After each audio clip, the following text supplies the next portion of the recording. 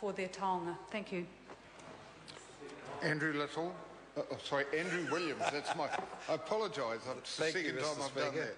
I think that's the second time you've made that mistake.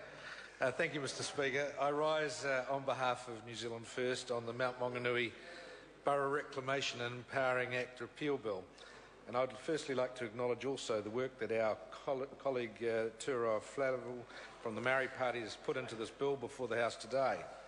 I'd also like to take this opportunity to acknowledge the people of Ngā Potiki who this legislation most concerns. I know that for some and for them it is a matter of that is very close to their hearts.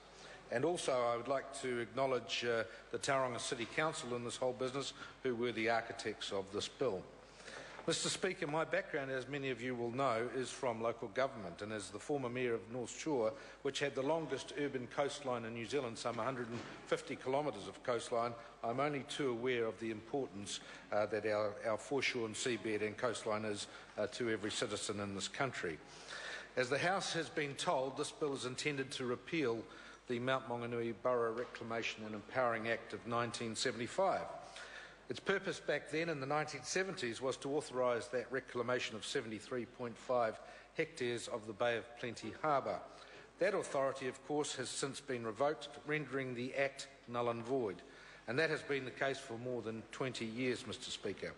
So now in 2012, the 50th New Zealand Parliament finally confronts this matter. But this is not simply about uncluttering the statute books by removing unnecessary legislation. It is also about acknowledging past wrongs. This is a symbolic gesture to Ngā Potiki. It is a fundamental step towards forging a new future as one people and one nation.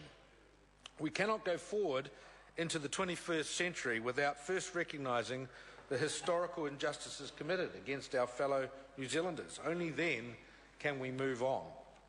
In that respect, I want to commend the Tauranga City Council and Ngā Potiki for this enlightened approach that they have taken. New Zealand First is proud to stand with them. However, and there is a however, New Zealand First urges all parties in this House to stop and take note. That includes the National Bench members on the other side of the House. No one community or group, including Mr. Tauhenere there, who should be aware of this, can ever claim to be the sole owner of any precious coastal or marine areas. The division seen in this country during the passing of the Foreshore and Seabed Act in 2004 could very well emerge again, should this government continue to pursue the wishes of the Maori Party and further perpetuate the treaty gravy train and what we call the bureaucracy, of which they and their supporters are so fond. Mr. Speaker, I would like to give you a personal example. When I was the Belgian Trade Commissioner and Vice Consul, the Belgian ambassador visited from Canberra, who was accredited to New Zealand, and he visited Northland for a few days. He was most upset when he was confronted by a group of young Maori on a beach where he was walking with his wife to be told, "Get the hell off our beach." He reported this back to me when he came back to Auckland, and he said he did not realise that this was occurring in New Zealand, and he did not feel that that was the way New Zealand should go forward, and he did not see a future for New Zealand if that was the way New Zealand was going to be separated and divided. Mr. Speaker, we certainly do not want to see that sort of occurring in our country. Any legislation concerning the foreshore and seabed, particularly ownership, should be treated delicately.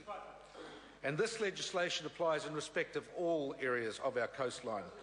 And as this refers to the Mount Maunganui former Borough Council, we also take note that the Mount itself, is under some questioning as to what its status will be in the future. And Mr. Speaker, again, I would say that treasure, that national icon, must have open access to all New Zealanders and have free and open access for all New Zealanders to enjoy that national icon. Mr. Speaker, New Zealand First supports this bill and commends this bill to the House, but we do make note of some of those reservations that we have about the continued open access to our foreshore and seabed. The Honourable Shane Jones. Kia ora no tātou. Tēnā koe, Mr. Speaker. I rise